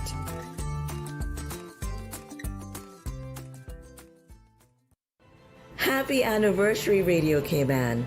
After 20 years behind your microphone, I'm proud to celebrate this golden milestone with you. Thank you for 50 years of service to our islands. The news, the culture, the Caymanian spirit. Cheers to the next 50. This is Tanya Mitchell.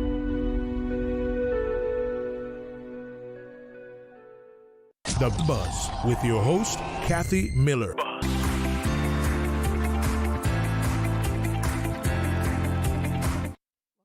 Welcome back to The Buzz. I'm your host, Kathy Miller, and we are talking with IRead for Life Center with the founder and developer, Miss Vinnette Glidden, and reading facilitator, Miss Janine Moss.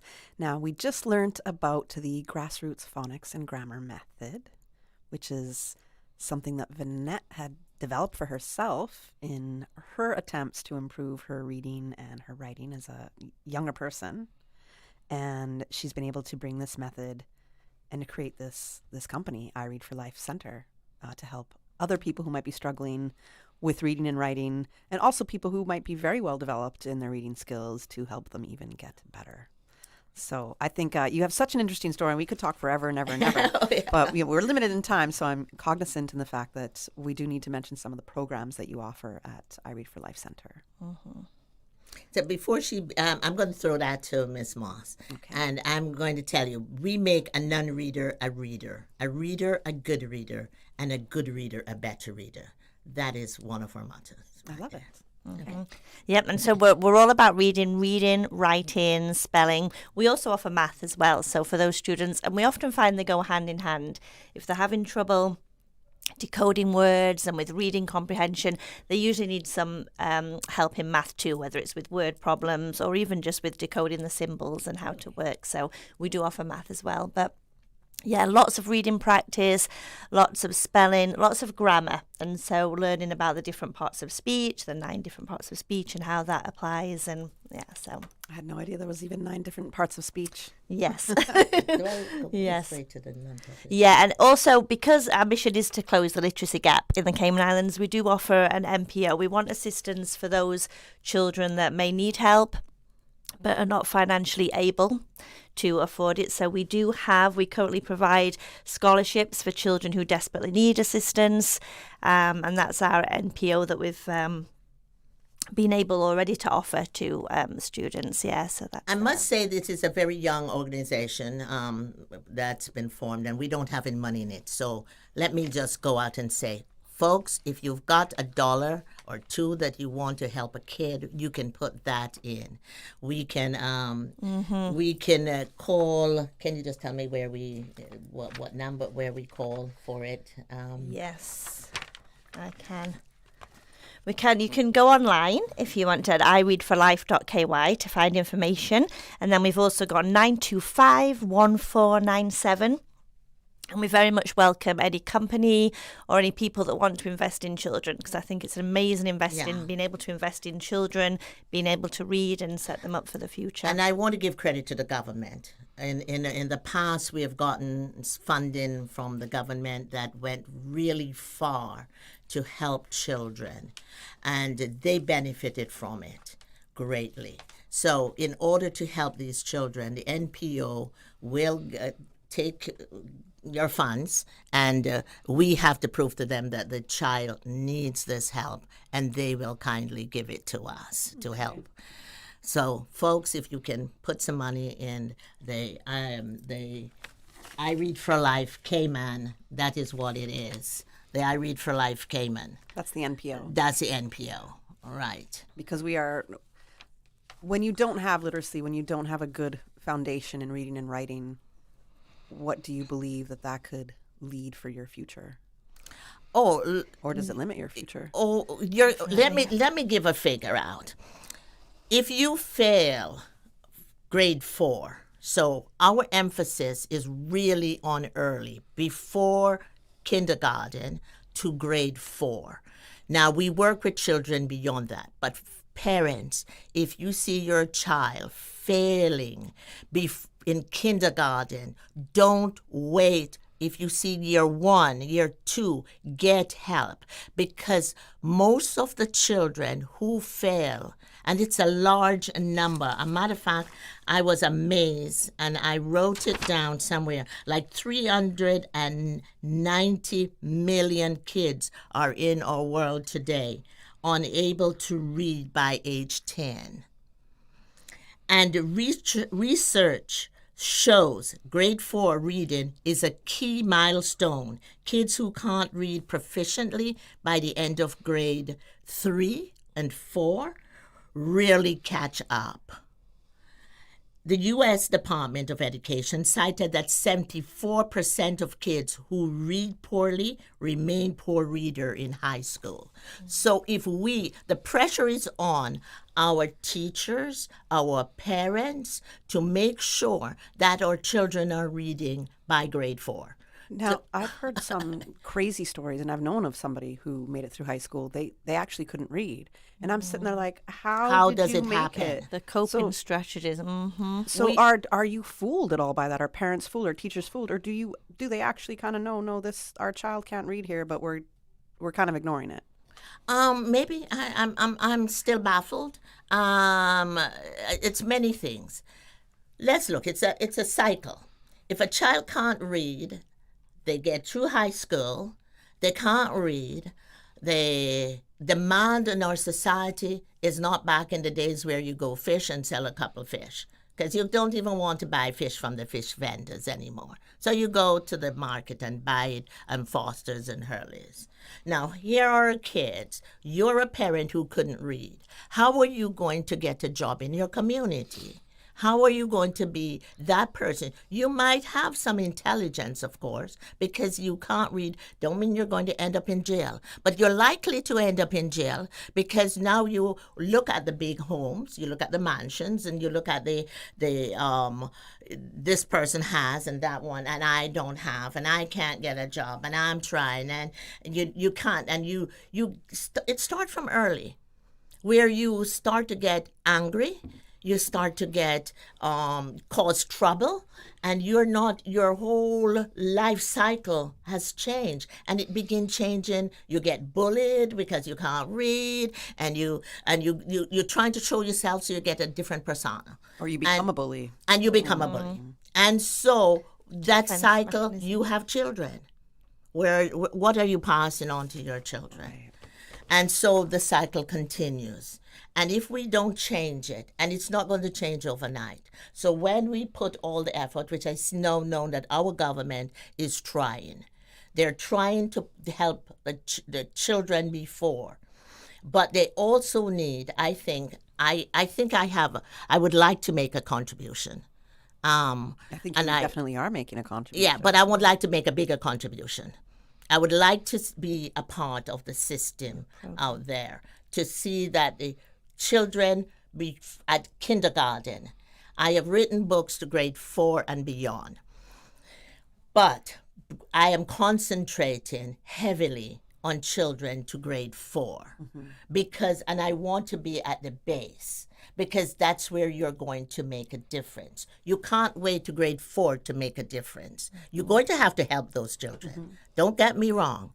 And we do. We do provide help for children to high school. But my focus has always been on the youth, the young, the very young. Because when you mold them and you prepare them and you get them to high school, they're going to do better. Especially in those very early years where the cognitive development is so important. Yeah, it's the mental. You have to have them have, I call, the willingness to read. How important then is it for parents to absolutely sit with their children? Very, very important. Yeah, you can't impress. And you don't ever think because you're a parent who can't read, you don't have something to offer.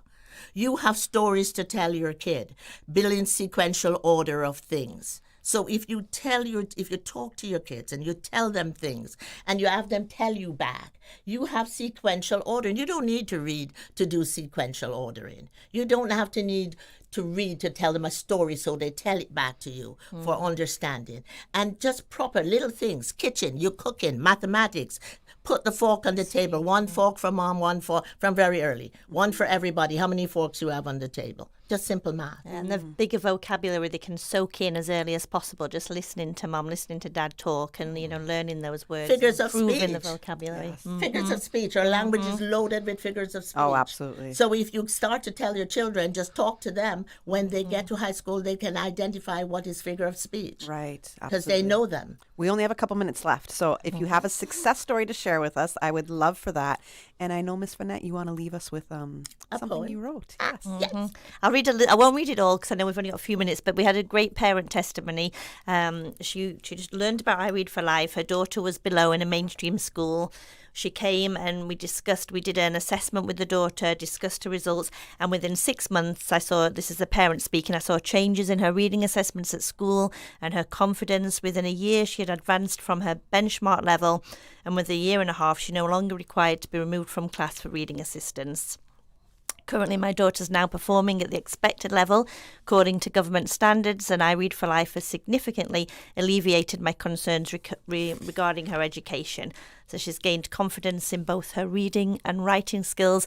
And not only that, she enjoys attending IRead for Life. And that's another important point. We want to make it fun. Mm-hmm. They've been for a full day at school and they come to IRead for Life. So we do little things like we have a tea party. We have a little cup of tea. It's something that Miss Glidden started. And they love sharing in the tea and just doing fun activities, whether it's art, whether it's fun maths. But just making reading and books come alive and be fun is important as well. That's a great success story right there. A great testimony to what you've been able to do and help children, and as well as help the parents. So it's a big deal. Yes. Parents can't do it all. No. And we need the support and a community support that can offer help in very many different ways. So, Miss Vinnette, yes, the star, the light is on you right now. She's going to share with us a poem. Well, I found myself writing the very first one at the banquet. I want to say banquet or at the gala. At the gala, yeah. And they read the poem that I wrote for Lighthouse School, and I go, great. And days before that, my husband said, I want to read this because we wrote a poem for my friend Ken, who was a broadcaster here, a news broadcaster here, and we always go to his kitchen to have dinner every so often, and so I wrote Ken's Kitchen. And then, so I found that I can write poems, and so I've written quite a few that will be coming out for books for parents, that you will be able to purchase this book of stories and poems, and a lot more inside of that book. But this is a short motivational poem for young readers about visibility and confidence and claiming their space. And it goes like this. Up in front. Put me up in front so I can see. Set up a space for me to be. Help me hold my head up high. With confidence, I'll give it a try. Look up high and claim your space. Up there are dreams to chase, and up there you'll find your place. I love that. That was really cute. That was really nice. Yeah, very good. That's a great poem. Thank you. It's a great poem. I love it. Well, I have to end the show. I know we can talk so much more, but or our segment of the show I have to end. If we can give our listeners contact information one more time. Yes, thank you. So IRead for Life. If you want to pop in, we're in the Barnett building, which is just opposite the cricket pitch there. So you can always come and visit us or go online, www.ireadforlife.ky, or if you want to call, 947-1497. Okay. We're on Facebook too. Thanks for joining me. It was a great discussion. Thanks, It was great Kathy. learning Thanks so for much having more. us. We enjoyed the morning. It was so much fun. Hey, me too. When I'm awake for it. All right, we're going to go to the 9 a.m. headline news, and then I'm going to be talking about etiquette right after that. From Radio Cayman's newsroom, this is Headlines. Local, regional, international news.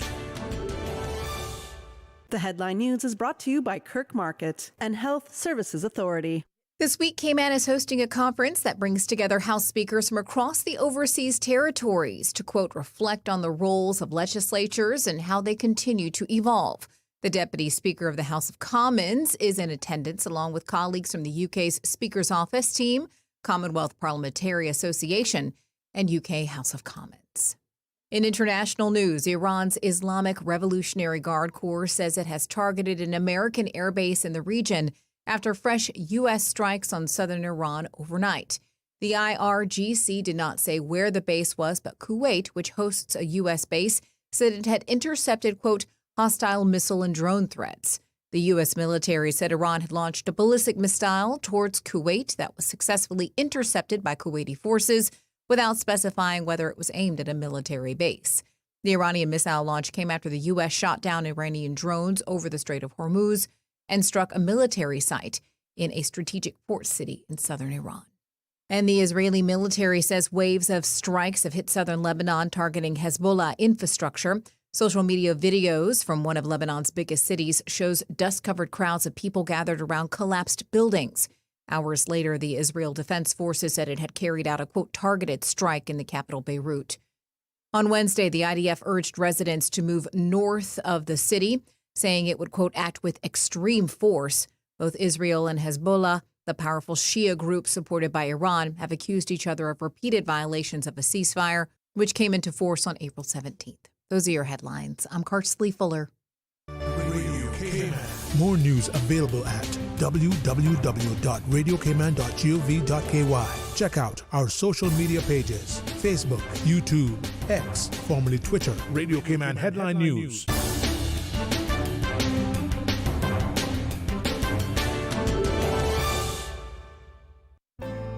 Your Cayman Islands Health Services Authority has been the national healthcare provider of the Cayman Islands for many generations. We have elevated our level of care to ensure you, our patients, have the best possible experience. We offer better access to care close to home with the most locations on all 3 islands, delivering a full range of primary, secondary, tertiary, and emergency care. HSA is a JCI accredited organization, and we are committed to caring for you. Looking for fresh, healthy food that's full of flavor? Then you've got to visit Kirk Market. Our dishes are made with fresh, high-quality ingredients. Enjoy vibrant mixed greens or satisfying pasta salads. Or try one of our delicious grill options like blackened chicken, spicy beef steak, or grilled salmon. Looking for something light and flavorful? We've got sushi rolls and poke bowls prepared daily. And don't forget to explore a hot bar or Billy Fresh salad at the salad bar. Stop by Kirk Market today for breakfast, lunch, or dinner and taste the difference. Eat well, live well with Kirk Market.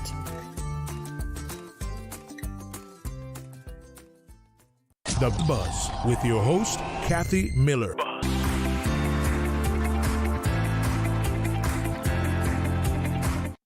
Oh, welcome back to The Buzz. I'm your host, Kathy Miller. You know, Susan said Kathy standby, but I didn't think it was going to be like that quick of a standby. Anyways, we're back. We are going into the last half hour of the show right now, and we're talking about Etiquette in Cayman, an Etiquette Week 2026, which I didn't know we had. And this is put on by Polished Presence Consulting. And I'm welcoming to the show Miss Meloney Syms, owner of Polished Presence Consulting. Good morning, Meloney. Good morning. Now, Meloney told me that she used to ask the questions, and I'm like, what do you mean? What are you talking about? And she's like, oh, my years as a broadcaster. And I was like, when did this happen? When I used to work here. And I was just like, what? So I need a more good morning, Cayman, talk to your listeners that you used to have. Oh, yeah. Well, I wasn't really as such the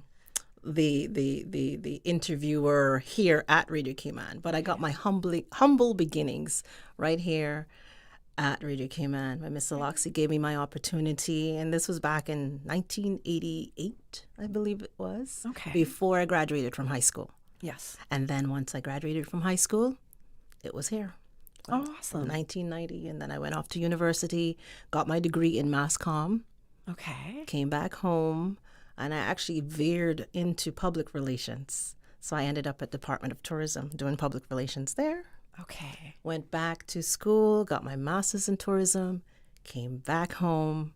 So you noticing I've walked away a little bit from broadcasting, yes, but I still have that love for broadcasting. Yeah, came back and communications and mass communications. Yeah, exactly. that whole how it's all worked out, and how I've known you, especially when you're with Protocol Office and head of protocol, and here at Radio Cayman sometimes when we would have to address people a certain way. And I was like, so is it the honorable minister, blah, blah, blah, and say, and saying a name, or is everybody honorable? Who's not? Like, I was just, what's going on? And then you hear people are doing it minister of or minister for, and it was just, things would just drive me crazy because it didn't seem to be, and it still is a little not as ironed out as it was for a moment. So I say that because I had to come to you once and be like, I don't know.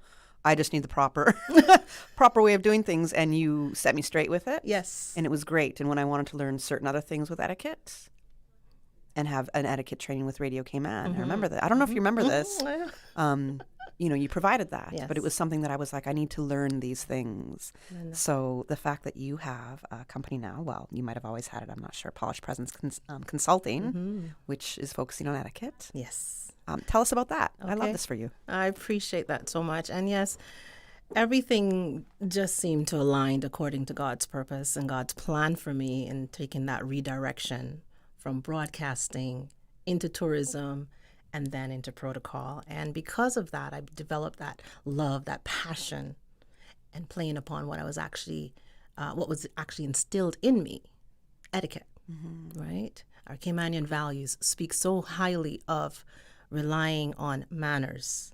Falling back on that, it will take you so far at the end of the day. So doing my job day in, day out, I realized there was that purpose within me to help others show up and shine their brightest, which is the name of my company, Polished Presence Consulting, helping people to polish their presence to keep on shining. Okay. I like that. I love that the name makes sense and how you explain it. Yes. And how long have you had Polished Presence? We launched last year with this same program that I'm here to talk about today, which is the Etiquette Week. And so we launched last year. Okay. Well, then let's get into Etiquette Week. Straight into that right now. Okay. What is Etiquette Week? Because as I said, when I opened the show, I didn't even know we had an Etiquette Week. So I guess that's why, because it's a brand new thing. It's similar to parents deciding what to do with their children during the summer, right? Okay. So similar to that, it's for the older children, older group, where you would find there's a lot of activities for the younger children. Yes. So what else are you going to do with the 16 to 19-year-olds? You have them at an opportunity now to talk to them before they are ready to step into a different atmosphere, whether it's to go to a new job, so they have to interview, whether it's to go to college, whether it's overseas or locally, or young professionals on a whole. Refining their skills, polishing up on what they would have been taught at home or elsewhere, even at school, the life skills courses. So then this is the next step, to be able to take this opportunity with young people, have them for a week, entrench them into fun, engaging activities to, prepare them for life skills beyond school, beyond outside their comfort zones, if you will. So during the week, Monday through Friday, July 27th through 31st, but 30th, Monday through Thursday, we will have classroom sessions. And then on the Friday the 31st, we will go to a fine dining establishment and put that into play at a restaurant. Okay. Yes. I like this. So tell us how the days are broken down, if you can. How does the program schedule work out? So the Monday through Friday sessions, we will be at the Intergenerational Hub Monday through Thursday. I keep saying Friday. In my head, it's the week, of course. Monday through Thursday, it will be 9 a.m. to 12 noon. And that will be for 16-year-olds to 19-year-olds. And then in the evening, Monday and Wednesday evening, 6 p.m. to 9 p.m., the older adults, the younger ones, 20-odd plus, then can join in a standalone session. They don't have to come Monday. They don't have to come Wednesday together. They can come either or. And then we combine everything they would have done throughout that week on the Friday at the restaurant. Blue cilantro. Okay, well, I love blue cilantro. I think somebody's supposed to be taking me there soon. If you're listening, Ooh. Yes, I would like to go. It is wonderful. And we did this last year, and it worked out wonderfully with the staff there and the luncheon. It just worked great because you're being guided by me during the luncheon. You're having conversations during the luncheon. You're talking about where to put your napkin, your place setting. We'll do that during the course. How to set the table, to recognize whose bread plate is whose. Mm-hmm. And then along with not just dining, but also the conversations that happen around the table, whether they're having that opportunity for an interview, a business lunch, what have you. It's preparing them to be comfortable around that setting. Well, that's interesting. And I never considered that part of what might be part of the etiquette training. Mm-hmm. So yes, you're giving them etiquette skills, but also somewhat preparing them for the type of conversation that they might be having. Yes, around the dinner table, around the the lunch table, whatever that may be. Who are you talking to? Are you making eye contact? What about the toasts? What about toasting? When do you toast? What do you say? How do you say it? These are the things we cover during the week, and then we put it into action on the Friday. That's so interesting. So how, I guess my question there is, how do you train somebody in this is how you're going to approach a business meeting, or what might be like a lunch interview? Mm-hmm. Or are we going to get the deal in this? Are we going to, seal the deal in this dinner? Yes. There's a lot of, like in professional services, for example, there's a lot of dinner meetings where the deals are closed. Absolutely. Right. You can make or break it. Right. Depending on how you conduct yourself, how you comport yourself, whether you're confident around the table. Are you using the right knife? Are you using the right fork? You may have already acquired these skills, but now putting it into practice is what matters. So that when you're out for that business luncheon, do you order spaghetti? And if you do order spaghetti, how are you conducting yourself with that?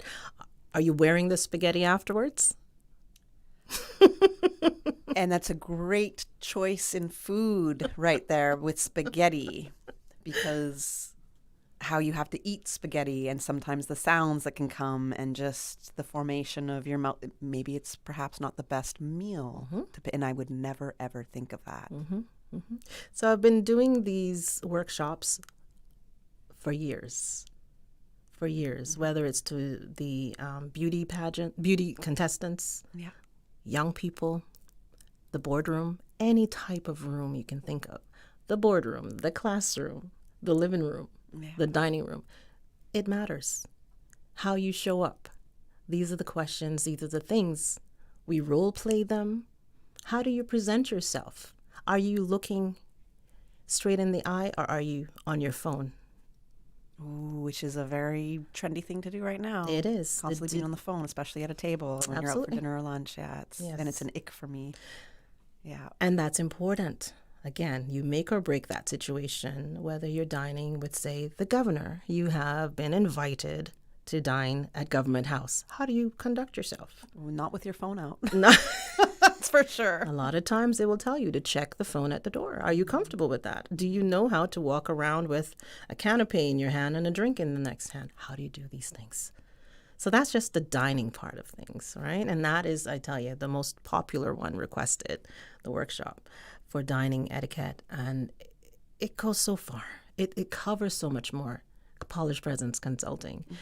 We talk to universities, helping them with their graduation ceremonies, for instance. What about your staging? What about your VIPs? Right. Handling your VIPs. Listen, there's a lot of, I'm going to say almost every event needs to figure out what a VIP is, who's part of the VIP, and how to handle VIP. And VIP does include media. I'm just going to end it right there with that. Yes. and you know, to be honest, it's not just VIP. It's everybody who has been invited to any event. Everybody who has been invited to an event is important to that setting. Yes. So don't just, bend down and defer to only your VIP, quote unquote. Everybody feels special in their own right. They've dressed to their best. They come out, they want to shine as well too. How are you treating them? Are you making them feel that they're welcomed at this event, function, family gathering, whatever the setting is, at church even? Yeah, it's so important. It is. And if you make a mistake at that event, fix it right then and there. Apologize. Try to fix it. Do not deflect. No, exactly. Because it's taking care of who came out to support you or for that event, whatever that cause might be. And speaking to teachers, it's also a reminder to them, you're speaking to young people, impressionable minds. How are you conducting yourselves as a teacher, as a function held at the school? What about our national flag? Is it there? Is it showing and displaying our national pride? I tell you, I get passionate about these things. But it's great. It's so, there's so much detail in it to think about. We got to go to a commercial break right now. When we come back, we're going to continue our discussion with Polished Presence Consulting. Looking for fresh, healthy food that's full of flavor? Then you've got to visit Kirk Market. Our dishes are made with fresh, high-quality ingredients. Enjoy vibrant mixed greens or satisfying pasta salads. Or try one of our delicious grill options like blackened chicken, spicy beef steak, or grilled salmon. Looking for something light and flavorful? We've got sushi rolls and poke bowls prepared daily. And don't forget to explore a hot bar or Billy Fresh salad at the salad bar. Stop by Kirk Market today for breakfast, lunch, or dinner and taste the difference. Eat well, live well with Kirk Market.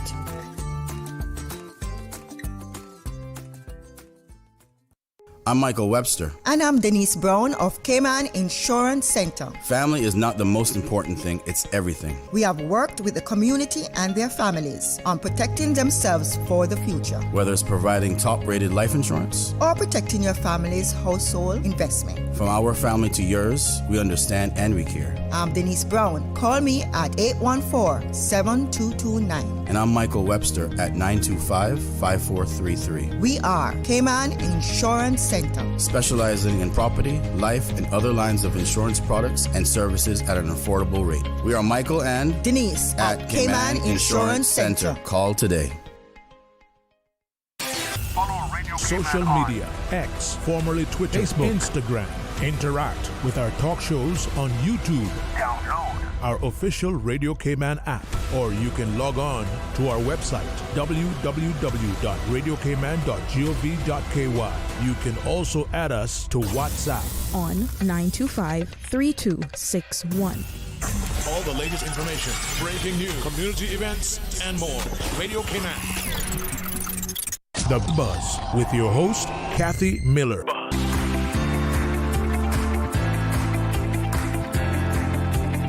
Welcome back to The Buzz. We're in the final stretch of the show, and in studio with me I have Meloney Syms. She's the owner of Polished Presence Consulting, and as I mentioned, she is somebody that I had to go to, or was pointed to go to, who gave me some etiquette training as it comes to do with government, which I very much appreciated. And I mean, it's still definitely needed. I can throughout government, absolutely. And we have so many new people coming in government all the time, and just the civil service has grown a lot. Absolutely. A lot more responsibilities. You're seeing a lot more events happening within government. Mm-hmm. So I think being able to have this kind of training that you offer is very important, not just to the civil service, but to everybody out there. And you have absolutely opened my mind and already taught me some things that I would never expect as part of an etiquette training. Yes. So when we're looking at it, maybe from a bird's eye view here, what do you think is missing the most that you generally see with people who come to you and say, I need a little bit of etiquette training? What are we missing the most here when we're raising people or training people, teaching them? Yeah. Well, I think essentially, Kathy, they have to remember our community. Where are you going? How are you talking to people? Our community is a small community. Yes, the numbers are bigger than normal, than we are not normal, but just what we're accustomed to. Yeah. But at the end of the day, first impressions matter. It's a small community, I think, yes. And how we make people feel also matter. So you're working on yourself, but you're also mindful of community and how you show up, how you glow, how you shine, how you enter the room, treating people with respect. Are you remembering their title, or are you doing your homework? It's not about worshiping someone. It's about respecting a title. Someone's earned a title. Yes. Put it on there. Absolutely. Yeah. I remember you specifically. I'm going to bring up CabSec right now. Uh-oh. Specifically. And you were like, no, Kathy, it doesn't matter how you knew him before he became CabSec. I or remember on a personal, this. but this is, he has earned this title. And I was like, so I can't just be like Sam? I say, he can tell you I say sir. I don't really say CabSec. I'll say sir. Right. Or Mr. Rose. And that's the default, sir or ma'am. Yeah. You do not have to stumble over the person's title or name. They are a man and a woman, first and foremost. All right. And it's definitely, if I have a minister in here, Mr. or Miss, or Yes. minister, I'll address them properly with the title as I'm supposed to, and then we know we can go into Mr. or Miss. Rarely is it ever by the first name unless they say, I want you to call me that. And then I'm like, I don't know, maybe Meloney's going to be like Kathy, even though they said it. Yes. You were in the back of my brain a lot, to be honest. One of the things that we used in our training in our early days when the protocol office first opened was this clip from the American president. Okay. With Annette Bening and, oh God, I can't remember, Michael Douglas, I believe it was. Okay. It's an amazing show. It's awesome. And he was the president, and his best friend was his chief of staff. And we named the clip Call Me Andy. So his name was Andy, and his chief of staff said, XYZ, Mr. President. And he turned around, Andy, and he said, call me Andy. And his chief of staff turned around and said, okay, Mr. President. In other words, even though you are still my friend, I still respect your title. You're not saying you don't respect them or that you don't refer to my best friend whom I grew up with my entire life, and I know every one of your secrets. But there's a time and a place for everything. That's true. Yes. Yeah. Yeah. So you can call him Sam when you all are, say, I don't know, in a private setting. But if you're out and about, you're just showing respect, and you're also teaching the younger person who may be nearby that you're honoring the fact that it's not the person, it's the title. And the position that they hold. Which yeah. is an honorable one Yes. to have. So. Yes. So it's a learning, I think, for our society a lot of times when, again, our premier may be known to a certain group of people, and they may start talking, and the conversation may start off with honorable premier, and then it gets to first name. Yes. Yes. And that's okay. You're not being disrespectful in any way, shape, or form. But if you're demonstrating it through acknowledgments, Premier and Mrs. Don't forget the Mrs. Sometimes she's there and she feels like, well, am I a wallpaper? Right. Or Mr. In the case of, I guess, right. If it's a different office holder, like our governor, female governor, and then we had Mr. at some point. Don't ever forget that. You do your homework, Kathy. Yeah, I agree. And you have me in the back of your mind. I did, but that in means your ear. It was influential, and it meant something, and it stood out to me, and it was like, okay, this might not be something that you're used to, but this is this is something that you've learned and you have to abide by because it is respectful. It is. And it is a part of having proper etiquette. And our Caymanian culture. Yes. And I want to bring up culture now here because what might be considered this is etiquette here might not be considered etiquette elsewhere. It's funny that you say that. It's across the board. Worldwide, internationally. And what I teach is not something that I've made up on my own. Yes, I do have my own curriculum, which I've developed through my years of experience for my program, but it's aligned with international standards. It's something that I was taught, whether it's in the Caribbean region or whether it's in the overseas region, whether it's UK or US.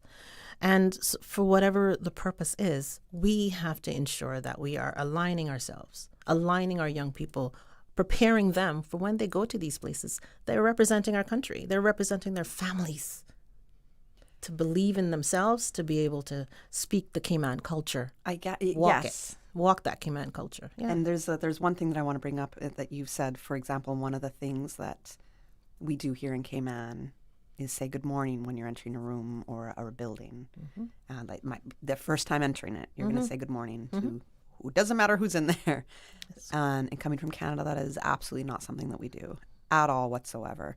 And it's become something, if I'm in a smaller workplace, I'm going to say good morning when I come in. But sometimes I'm like, why do I have to? You see me first, especially in a place of service. So I have to say good morning to you when I'm coming to you for the service. But you can't say it to me. Sometimes I'm like, what is going on here? Yes. And I feel like, oh, no, you just have to do this because they're going to yell at you because you're Canadian and not abiding by it. All these things go through my head. Yes. For example, I don't know if that's necessarily etiquette. But that's a difference in culture. Yeah. Yes, it is. And for us, I guess, again, the older generations, that could be the worst thing that make or break a relationship. That's so interesting. It is. But I have adapted to it. In many other cultures, it's the deference of the male to the female. It's the handshaking. You dare break those rules, you're out of there. That's so true. But for us in our society, yes, it's a simple good morning, good evening, whatever the case is, depending on the time of day. You don't have to touch. You do not have to touch, as in handshake or hug. Right. But at least you're acknowledging we did not come from the same household this morning. And yes, you may have something to do on your phone. Do not take it personally if they don't speak. You speak first. Just simply say good morning and you keep it moving. You do not have to stand and talk about who you saw last night, what you saw last night, what you're going to do today. You do not have to engage unless otherwise. But it's just a simple thing. It matters. And that type of thing goes a long way, again, with respect, with self-confidence, building that type of value system and keeping it going forward. And that's why I saw that need to now establish my business and ensure that for generations to come, and even in my own household, my little person, yes, she's electronically and digitally inclined, but does she have the skills set to have a one-on-one conversation? This is what I talk to the young people about in the Etiquette Week. Eye contact. Can you hold small talk? How do you introduce yourself? These are important pieces to put it all together. You're going on an interview, whether it's a job interview, a scholarship interview, a college interview, what have you. How are you doing? Are you preparing yourself? Are you looking in that mirror, your best friend? Yes. And speaking to yourself like you're your best friend. Practicing, absolutely. So where the electronics are wonderful and amazing, they still have their limitation and their place. Where we're talking about human interaction, communication, let's practice it. Let's sit a little taller. Yeah. Have a little bit more spine and be confident. Yes. It does take that human element of it. Yeah, absolutely. We only got about a minute left. I know. So if there's anything else, to come back. You do. That there's been so many great points you've made in the show. Yes. And I know that your summer program is more for the younger people. It was 16 to 19, I think. Right, for young people. Yes. But anyone can come. Yeah. I'm not limiting it at all. It's just geared towards that group, that age group. 20 plus that's offered in the evenings because you have your 9 to 5, and then we'll allow you to be able to take advantage of it. But I'm here Polished Presence Consulting is here to offer life skills workshops, one-on-one for everyone beyond Etiquette Week. So you can reach out to me at info@ppc.com, ppcetiquette.com. I'll get the information right. Yes, like you have it, I didn't have that. So I'm available by WhatsApp or telephone or email. So please, I encourage anyone and everyone. What are the numbers if they want to call? Some of our listeners prefer the numbers. 936-4477. That's the business number. And they can reach out to me. They can register. The seats are filling up, and especially that dining workshop. That is definitely limited seating because of the restaurant space for what we've reserved for. And by all means, I'm available year-round to come into your homes, to host you somewhere else, or to just have that one-on-one, whether it's an individual, a school, a youth group. The boardroom. Or the boardroom. Yeah. Yes, I'm here. Awesome. Polished Presence Consulting. Thank you so much, Meloney. It was wonderful to have you on. It was great to see you. I'm happy for what you're doing with this business. It's perfect for you. Very much in alignment with Thank you so much. Everything that you've learned and that you enjoy doing and what is definitely needed. We're always going to need etiquette. So. Happy to be here. Thank you. No problem. Everybody else, as I mentioned, it is Friday Eve. I said I was going to plug Vibes Cartel this Saturday. I am very happy about this show. I was never going to have anybody on the buzz trying to knock down Out of This World, that's for sure, because Cartel is one of my favorite artists. Oh, wow. Yeah, he's one of my favorite artists. I've seen him live more than once. I've seen him clash Movado. I cannot wait. For those who are worried, don't worry. What are you worrying about? We have so many other issues going on, Cayman, that we actually need to focus on. Worry about that instead. This is going to be an amazing night for people. Thousands of people are excited about this event, so we're hoping that the weather stays great for us. Out of This World this weekend. I will definitely be there. Very much looking forward to it. Thank you very much to Cabinet for allowing Vibes Cartel to come for the show. I'm most grateful. I know that there are thousands of us who are as well. All right, and in saying that, have a great rest of your Thursday, and I'll see you at the show on Saturday. The Buzz is proudly sponsored by Cayman Insurance Center, specializing in property, life, and other lines of insurance products and services. And Kirk Market. Experience a world of choice.